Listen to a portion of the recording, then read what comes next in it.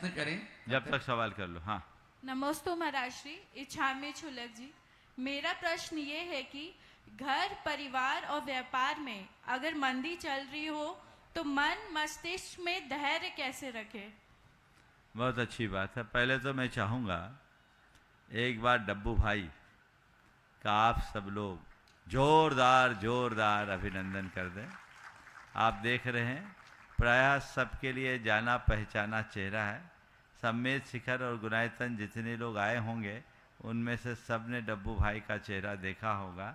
2005 से लेकर आज तक शिखर जी और उस क्षेत्र के प्रवासों में जितने भी कार्यक्रम संपन्न हुए, आप लोग कर दीजिए दोनों काम, जितने भी कार्यक्रम संपन्न हुए हैं उन सब कार्यक्रमों को संचालित करने में डब्बू भाई और इनकी पूरी टीम की सबसे बड़ी भूमिका रही है।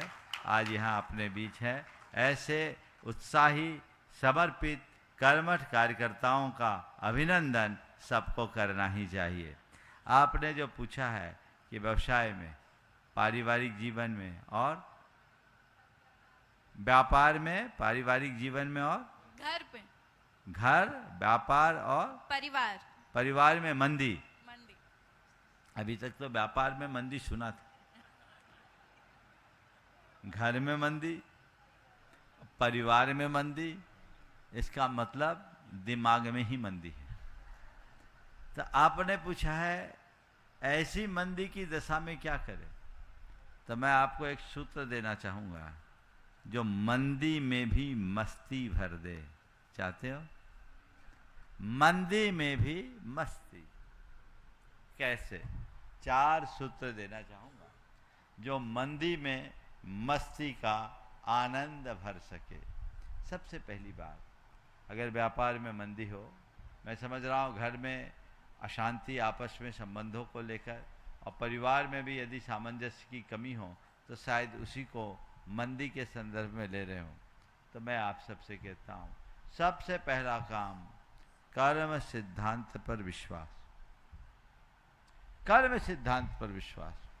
कर्म उदय है ये मानकर उसे नज़रअंदाज करो। चीज़ें चलती है, बढ़ती उतरती रहती है, चीज़ें ठीक है। आज कर्म का उदय है, कल भी ऐसा हो कोई ज़रूरी नहीं, हमें इसे समता से स्वीकार करना है। दूसरी बात सकारात्मक सोच।